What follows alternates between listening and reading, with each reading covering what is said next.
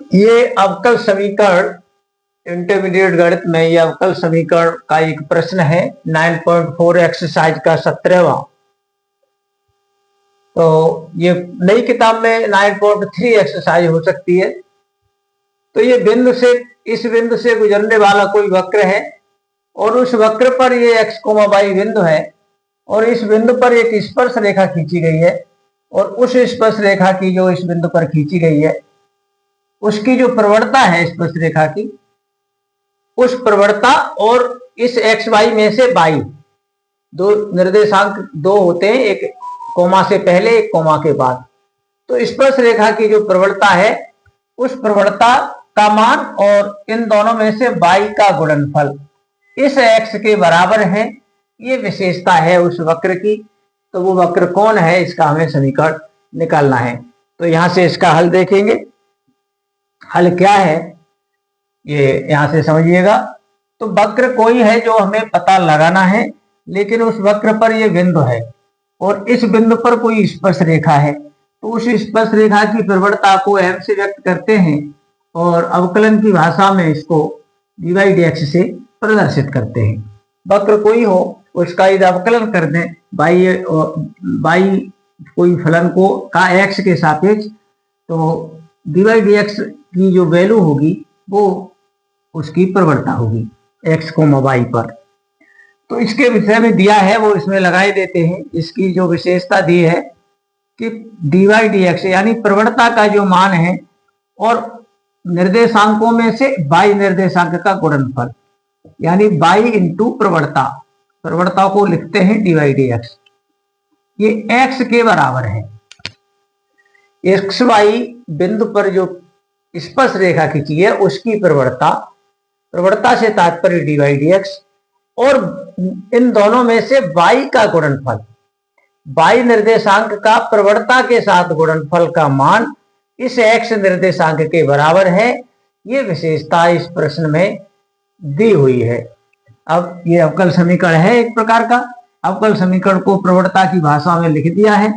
अब इनका पक्षांतर कर लेते हैं। dx ले आओ, y को यही रखो क्योंकि ये dy के साथ है। इस x के साथ dx होना चाहिए, इसको हटा के इधर ले जाते हैं।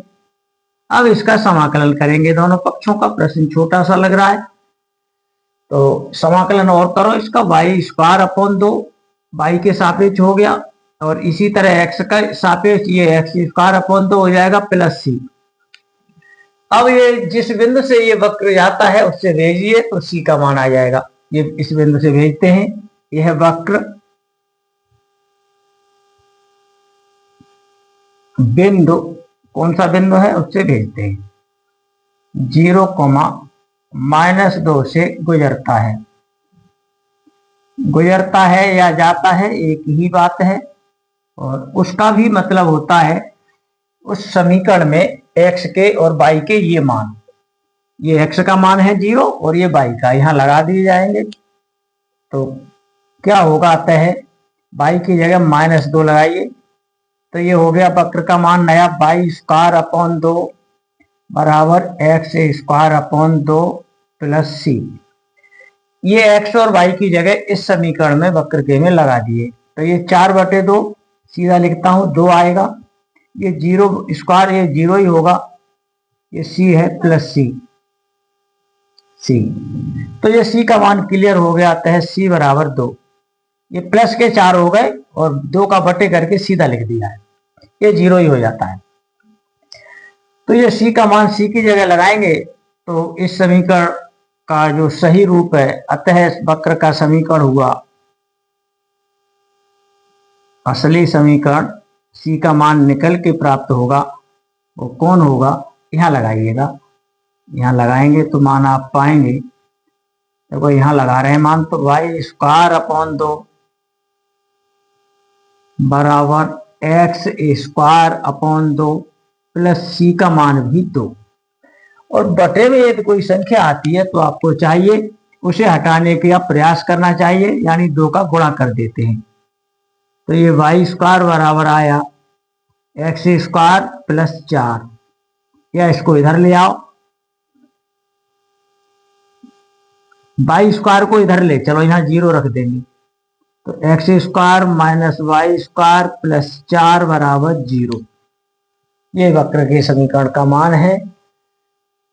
यही आपको निकालना था।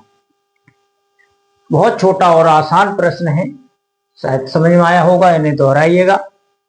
ये लाइनें मैंने आपको समझने के लिए की हैं। यदि ये प्रश्न, ये तीर जो बनाया है, यहां मान लगाया है सी का, इस और ये लगने के बाद ये है, परीक्षा में आपको ऐसे नहीं करना। ये आपको इंडिकेशन जो बताए हैं वो आपके समझने के लिए है। तो बात समझ में आ गई होगी। धन्यवाद।